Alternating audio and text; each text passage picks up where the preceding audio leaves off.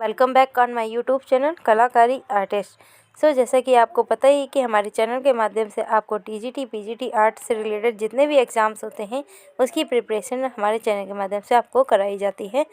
तो आज का जो हमारा टॉपिक रहेगा वो रहेगा, एक चित्रकार हैं जो कि काफ़ी फेमस चित्रकार हैं, ठीक है। इनको वास्तुकार के रूप में भी जाना जाता है और मूर्तिकार के रूप में भी जाना जाता है। तो ये जो है हमारे कलाकार वो हैं सतीश गुजराल, ठीक है। तो सतीश गुजराल के बारे में आज हम देखेंगे, क्योंकि हर एक एग्ज़ाम में इनसे रिलेटेड कोई ना कोई क्वेश्चन ज़रूर पूछ लेता है।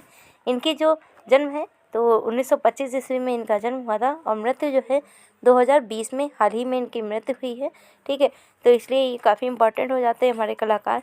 तो इनके बारे में अपन देख लेते हैं।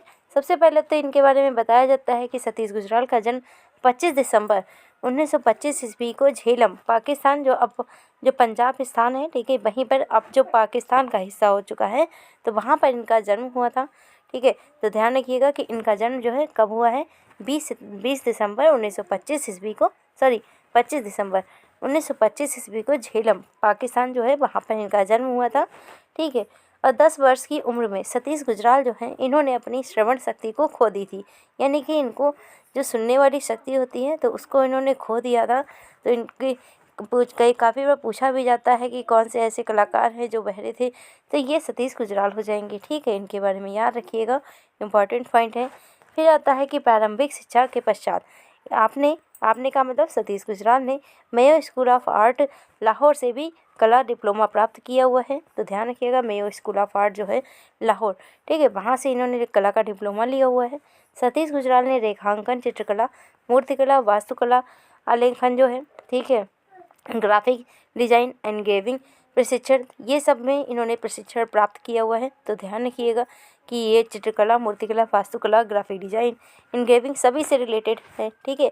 इनके बारे में पूछा भी जा सकता है कि ये किस किस रूप में विख्यात हैं, ठीक है। तो सबसे ज़्यादा तो इनके अगर पूछा जाता है कि ये किस रूप में विख्यात है तो आप वास्तुकार लगाएंगे ही, बट और किस किस रूप में जाने जाते हैं तो चित्रकार, मूर्तिकार के रूप में भी जाने जाते हैं, ठीक है। इन्होंने जो है ग्राफिक डिजाइनर के रूप में भी कार्य किया हुआ है, एनग्रेविंग प्रशिक्षण भी इन्होंने किया हुआ है, तो इसको भी ध्यान रखिएगा। फिर अगला पॉइंट हमारा आता है कि 1952 ईस्वी में आपने यानी कि सतीश गुजराल जो हैं इन्होंने 2 वर्ष तक की अध्ययन वृत्ति पर मैक्सिको जो है, ठीक है, वहाँ पर भी ये गए हुए थे मैक्सिको में।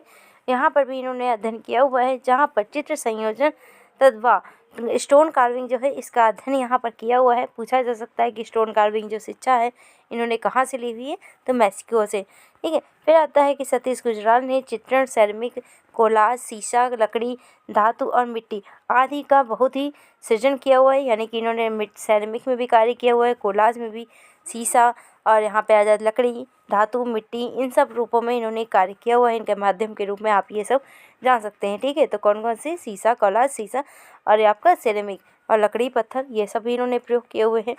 फिर आता है कि सतीश गुजराल को 3 बार राष्ट्रीय पुरस्कार से भी सम्मानित किया गया है। तो कौन कौन से हो जाएंगे, ललित कला से मिला हुआ है इनको पुरस्कार, ठीक है, राष्ट्रीय पुरस्कार प्राप्त हुआ है।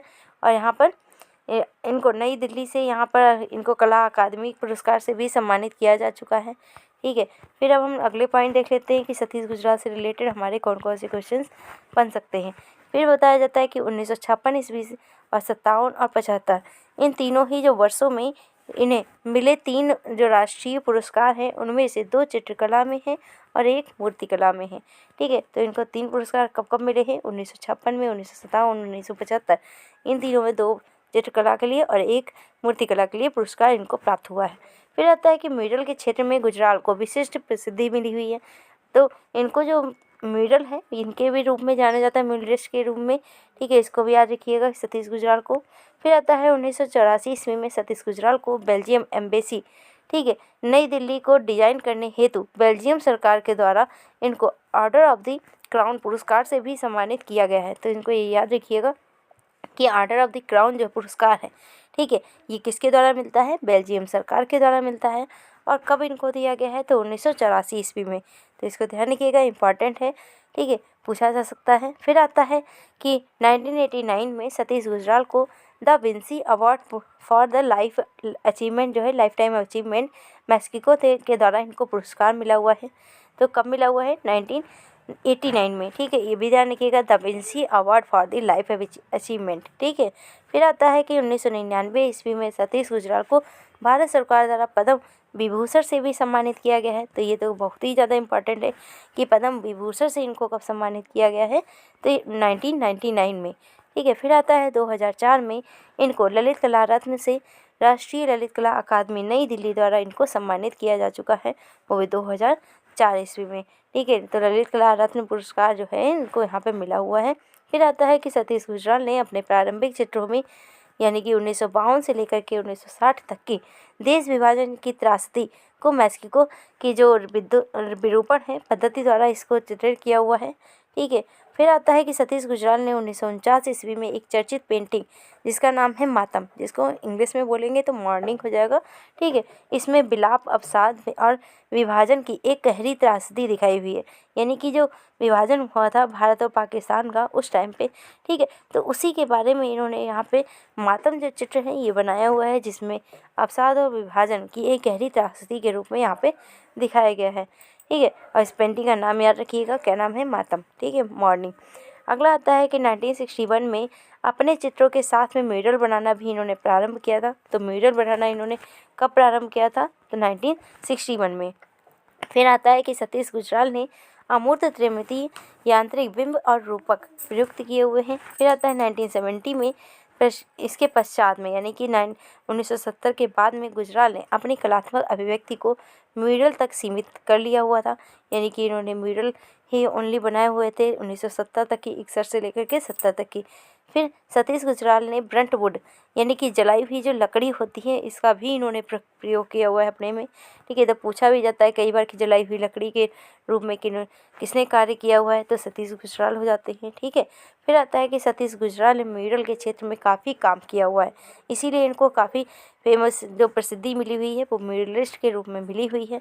फिर आता है चंडीगढ़ के पंजाब यूनिवर्सिटी दिल्ली की आइडियल सिनेमा के म्यूरल 1962 ईस्वी से लेकर के न्यूयॉर्क के वर्ल्ड ट्रेड फेयर 1963 ईस्वी में, ओबराय होटल जो है 1964 में, और उत्तर रेलवे नई दिल्ली जो है 1966 ईस्वी में। फिर शिक्षा मंत्रालय 1968 ईस्वी में, मुंबई के ओबराय टावर जो है 1971 से लेकर के 72 तक की, मस्कट के सुल्तान के महल जो है 1975 है, नई दिल्ली का हाई कोर्ट है, मॉरिशस के महात्मा गांधी का जो संस्थान है जो कि 1977 में, आदि के मेडल जो हैं सतीश गुजराल के द्वारा रचनात्मक व्यस्तता के गुण हैं। तो सभी के नेम आप ज़्यादातर तो नहीं याद कर सकते हैं सभी के सभी, बट इनको कुछ के आप ज़रूर याद रखिएगा, जैसे ओबराय होटल है, ठीक है। फिर आ जाता है शिक्षा मंत्रालय है, मस्कट का सुल्तान महल है, और मॉरिशस जो गांधी संस्थान है, इन सबको आप ज़्यादा ही याद रखिएगा, इम्पॉर्टेंट है। और फिर चंडीगढ़ की यूनिवर्सिटी है, इसको भी ध्यान रखिएगा कि इसके भी वास्तुकार के रूप में ये जाने जा सकते हैं, ठीक है। वैसे तो यहाँ पे जो चंडीगढ़ पंजाब यूनिवर्सिटी की बात कर रहा है इसको यहाँ पे ध्यान रखिएगा आप। फिर आता है कि मेरठ के मोदी हाउस है, मॉरिशस के गांधी संस्थान है, इसकी 1978 से लेकर के 79 तक की। नई दिल्ली के मोदी हाउस, तो इसको भी ध्यान रखिएगा 1980 से लेकर 82 तक के बाद में। फिर आता है 1983 से 83 तक की, यहाँ पर नई दिल्ली के बेल्जियम एवेंसी सतीश गुजराल के द्वारा ही कल्पना शक्ति पर का शिखर है, ठीक है। तो इनको ध्यान रखिएगा। फिर आता है कि सतीश गुजराल जो है तांत्रिक लक्ष्यों को आज आधुनिक यंत्रों के संदर्भ में इन्होंने समझा हुआ है। इनकी जो ये लीला बिंदु है, सहस्त्र हार है, माया आदि कलाकृतियाँ यही स्पष्ट करती हैं। फिर आता है कि सतीश गुजराल जो है ये वास्तु में भी इन्होंने डिजाइन किया हुआ है, ठीक है। अभी मैंने आपको बताया था कि चित्रकार, वास्तुकार, मूर्तिकार इन सब रूपों में ये जाने जाते हैं।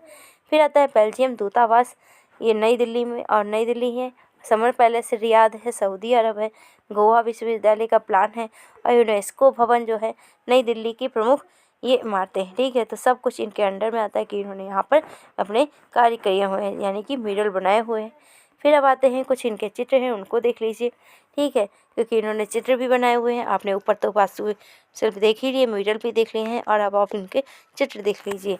इसमें सबसे पहला तो चित्र आता है ट्री ऑफ लाइफ है, फिर लेजिंग ऑफ है, फिर आता है लेजरस है, मॉरिंग या मॉस है, गणेश है, डेस्पेयर है, कंडेम्स है, कंस्ट्रक्शन डेज ऑफ ग्लोरी है, ये बहुत ही इंपॉर्टेंट है, कंस्ट्रक्शन ऑफ ग्लोरी, ठीक है। फिर आता है अल्फ़ाबेट मिडल, आपकी प्रसिद्ध कलाकृतियाँ हैं यानी कि सतीश गुजराल की। फिर आता है सतीश गुजराल द्वारा लिखी गई एक पुस्तक भी है, उसको भी ध्यान रखिएगा, इसका नाम है आ ब्रश विद लाइफ, ठीक है। ये इन्होंने एक छोटी सी फिल्म बनाई हुई है, ठीक है, इस पर फिल्म भी बनाई गई है। तो ध्यान रखिएगा, जितने भी इम्पॉर्टेंट पॉइंट हो सकते थे सतीश गुजराल से रिलेटेड, उनको सभी को हमने यहाँ पर डिस्कस कर लिया है, ठीक है। और भी कलाकार के बारे में हमारे प्लेलिस्ट पे वीडियो पड़े हुए हैं, आप अगर चाहें तो ज़रूर देख लीजिएगा, ठीक है। अगर आपने हमारे चैनल को सब्सक्राइब नहीं किया है तो ज़रूर कर लीजिएगा, ठीक है। वीडियो अच्छा लगा हो तो शेयर भी करिएगा आप अपने मित्रों को। Thanks for watching.